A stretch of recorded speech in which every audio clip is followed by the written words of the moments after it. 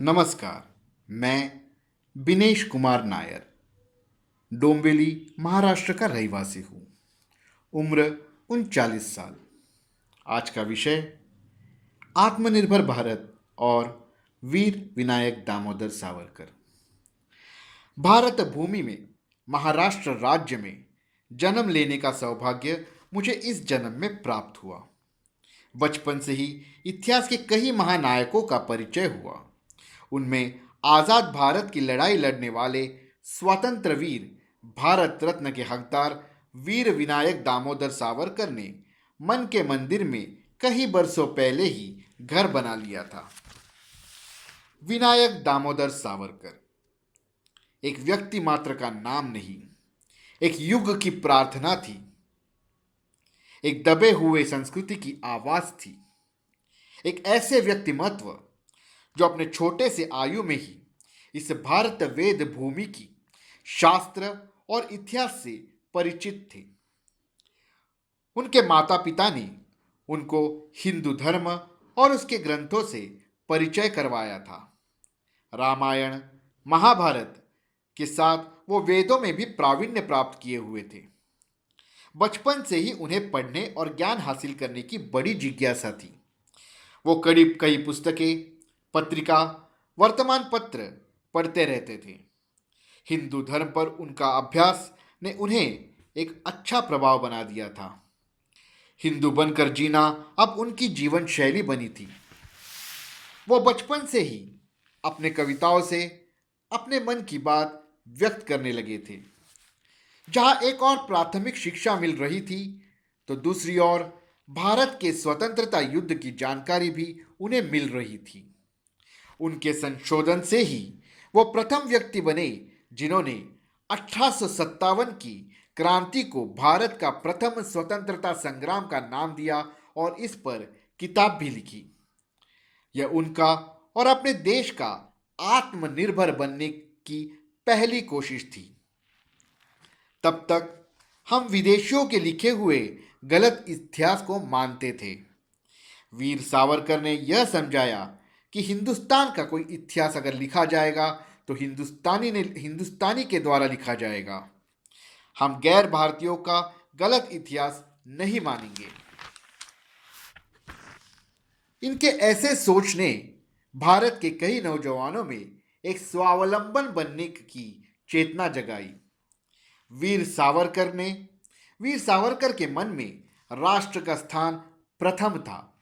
वो एक कट्टर राष्ट्रवादी थे जो इस देश की ताकत को और उसकी असीमित क्षमता को बड़ी खूबी से जानते थे। उन्हें मालूम था कि जब गुलामी की जंजीर भारत माँ के पैरों से हट जाएगा तो यह इस देश का पुनः अपने पुरानी गौरव और महिमा मिल जाएगी। हमें किसी और पर निर्भर रहने की कोई ज़रूरत नहीं। इसलिए उन्होंने अपने पुणे महाविद्यालय के दिनों में विदेशी कपड़ों को जलाकर लोगों से स्वदेशी बनने का संकल्प करने को कहा। सैकड़ों साल की गुलामी के बाद यह स्वाभाविक था कि पीढ़ी दर पीढ़ी अपने इतिहास और अपनी कार्य क्षमता को भूल जाती है। यह वीर सावरकर का मन में जगी हुई विचार ने लोगों के मन में इस देश को अपने ताकत पर खड़े रहने का मार्ग दिखलाया। वो जानते थे कि हिमालय से लेकर हिंद महासागर तक एक इस वैदिक भूमि में पूरी दुनिया को राह दिखाने और राह पर लाने की क्षमता थी। उन्हें यह पता था कि ब्रिटिश साम्राज्य से लड़ना ही हमारा आज़ाद होने का एकमात्र मार्ग था। इस लड़ाई लड़ने के लिए आत्मनिर्भर होना जरूरी था। यह लड़ाई हिंदुस्तान की जनता को ही लड़ना था। इसलिए उन्होंने ब्रिटिश साम्राज्य के खिलाफ लड़ने क्रांतिकारी की फौज बनाई। आत्मनिर्भर होने का इससे बड़ा उदाहरण कोई हो नहीं सकता। अपने क्रांतिकारी कार्यों से उन्हें काला पानी की सजा भी हुई। अनेक वर्ष अंडमान की काल कोठरी में अनगिनत वेदना सहने के बाद वो जब बाहर आए तो उन्होंने देखा कि देश अब तक स्वतंत्र नहीं हुआ था और हम गांधी के गलत राह पर आज़ादी की आशा बनाए रखे थे। वो जानते थे कि हमें ब्रिटिशर से लड़ने के लिए हमारी अपनी फौज बनानी जरूरी थी।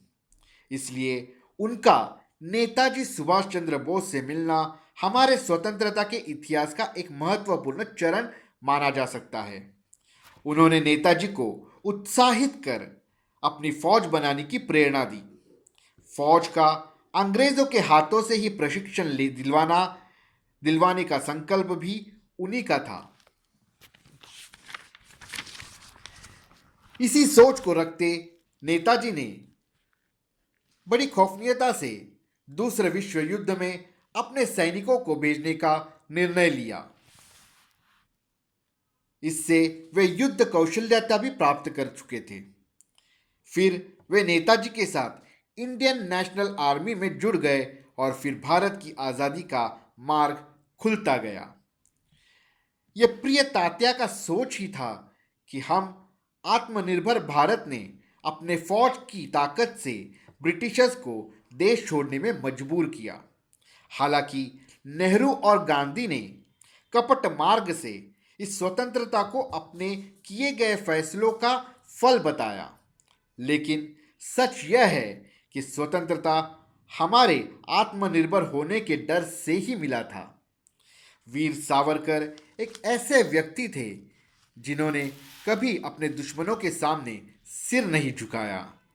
वो हमेशा भारत को एक ऐसा देश बनाना चाहते थे जो सबको साथ लेकर अपनी ताकत से किसी पर निर्भर न रहते इस पावन वेद भूमि को उसकी खोई हुई अस्मिता लौटा सके, इसका प्रयास उन्होंने जिंदगी भर किया। यही है